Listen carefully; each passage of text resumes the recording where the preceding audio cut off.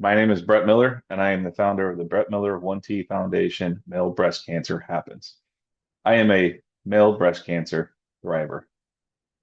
Today, I'm going to tell you about my story. But first, I want to say thank you for inviting me. It's an honor to be here. I wish that I could be with you all in person and meet you all individually, but I'm currently going through stage 4 metastatic breast cancer treatments.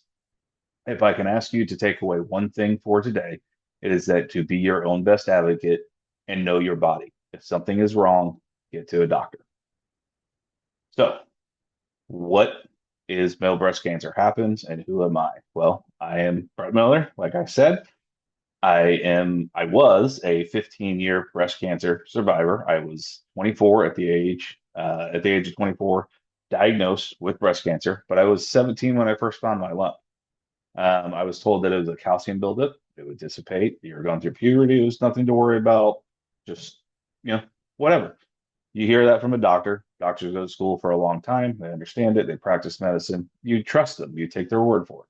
That's what I did. I was 17, 18 years old at the time. And at the age of 24, I had been out of college for about a year and a half. I had health insurance. My parents knew about the lump that I had right underneath my right nipple. They'd asked me multiple times, "Hey, have is that still there?" I was like, "Yeah, it's not bothering me, so I'm not, worried about it." They asked, "When was the last time I went to go get a physical?" I said, "Well, before college, so it's been a while and stuff." So under their pressure, I went to go to the doctor just to get a routine physical. They, do what they normally do in a male's physical back in 2010. Um, None of which was is checking breast tissue for men. But the doctor, did the lab work, he did everything else. He said everything looks great, and I'll call you in a couple of days once we get the blood test results and everything, just to make sure that everything's good. But I don't see any issues. He was almost out the door when I go, "Hey doc, real quick before you go, I've had this lump under my right nipple for some time. Is it something that I should be concerned about?" And it was kind of like he said, "What?" Turned around, comes back, checks it out and everything, sets me up to go get an ultrasound sonogram, um, to get it looked at. I guess he had some suspicion with it, but I went to go get an ultrasound at the women's clinic, all pink, everything, which then led to a mammogram, and then meeting with a surgeon to just get the lump removed because I've had the lump for so long, and they thought that I should just get it removed, based on the time that I had it. Then it was tested by pathology, and I got a call the next day after getting the lump removed saying that it is breast cancer. This is from the doctor's words. I haven't fully read the report, but I'll read it and get back to you about 3 to 5 days. And he just kind of left it at that. Nothing else, saying not like, "Hey, you should come in. We need to discuss this," all these things and everything. Needless to say, we didn't wait 3 to 5 days. I asked my dad not to tell my mom just because I was busy with work, but that lasted about 5 minutes. And my mom calls me, asks me all these questions about what did the doctor say, and I didn't have the answers and stuff. But she called him, and we were in the doctor's office the next day, getting some questions answered from him. His bedside manner was horrible. He was fairly rude. It was this is the standard of care. This is the way we're going to do it. This is the only way I'm going to do it. And after asking a few questions from him about how many surgeries he's performed on these four men, I would have been the first one. Respectfully, we told him we were going to get a second opinion, which we did. Ended up being the better thing. We met with another surgeon, Dr. Lon McCroskey, who assured me that he had performed this surgery on many men before, that he would take great care of me. In our time in discussing everything and me asking a bunch of questions and him answering it, he came to a conclusion that if I was willing to share my story, he believes that I could put a face to male breast cancer. And the reason because of that is that he told me that he performed this surgery on about a dozen men before, that they had all taken time off work, did their surgery, recovered from it, went back to work, and never talked about it. If I wanted to ask him a few questions, he could try to reach out to him, but he wasn't really confident that they would respond. But if I was willing to share my story, that He believes that I could help out others. Um, I took that to heart. We met with a plastic surgeon shortly after as well because, going through looking at everything, you see these large scars, concave chests, and all that stuff. So I wanted to have options because at the time I managed the pool and I would have to have my shirt off, or I'd like to go enjoy the pool or the lake or whatever else with friends. And I just wanted to have options.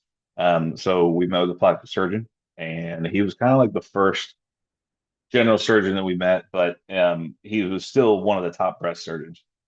He said that he had never performed the surgery on a male before. It's not saying that he can't, but it would just take some research. And in hearing that and stuff, I didn't really feel like being somebody's test subject. So after meeting with the plastic surgeon is when I decided that I told my parents I was going to make a difference and I was going to take Dr. McCroskey's recommendation to heart. And that's when we started the Brett Miller 1T Foundation. Our focus was to ensure that men and women and the youth, but primarily men, knew that breast cancer was possible. Just because everything is also pink.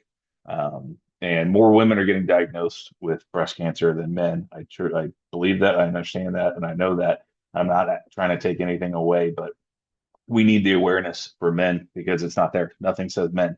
Everything always says women, women, women. And there's nothing about men, but we do get it. We are 1% of breast cancer cases. So I had made it a mission to go start speaking at all the local high schools, colleges, anybody that would hear my story and stuff. I was happy to share it because I wanted to get the message out that men have breasts too, and we can get breast cancer as well. So we started the Brett Miller 1T Foundation. I went through treatments. I had a mastectomy on the right side, um, followed by 4 rounds of chemotherapy. And then I did 5 years of Arimidex, which is a hormone therapy. And for 15 years, I was clear as breast cancer. But it did come back in June 3rd of 2025. In my lungs and my bones and adrenal glands, focusing more on the torso area. What caused me to be aware of what was going on? What changed?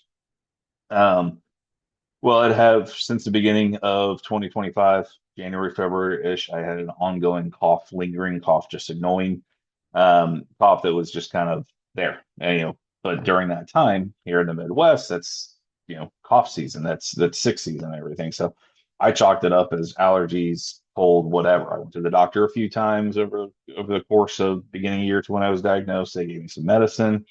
Cough went away. And I was like, okay, we're on the right path. And it would come back, and then I'd go back, and so on. So it was a little bit of a game, but it wasn't until I had a pain in my collarbone shoulder area right here that I couldn't lift my arm past here.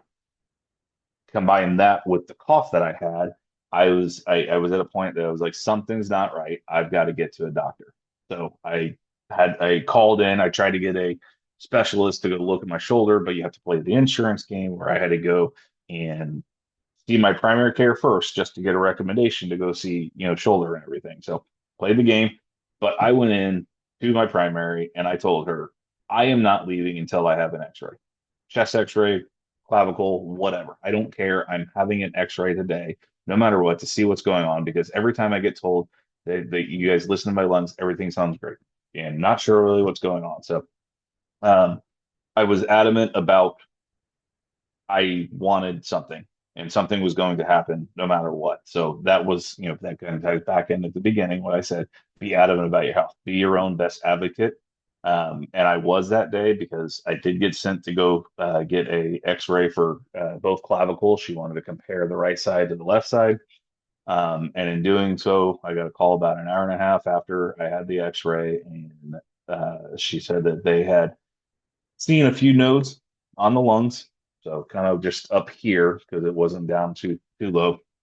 But based on my previous history, they're expecting that it is cancer back and everything.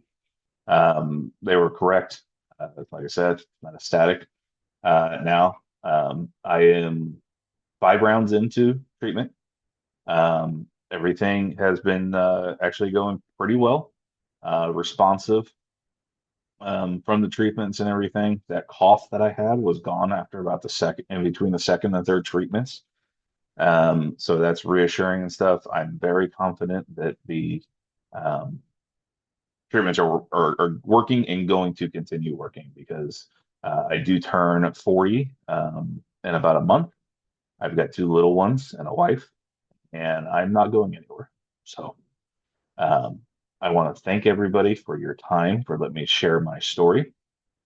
Um, and if you have any questions, please feel free to go check out our website, malebreastcancerhappens.org.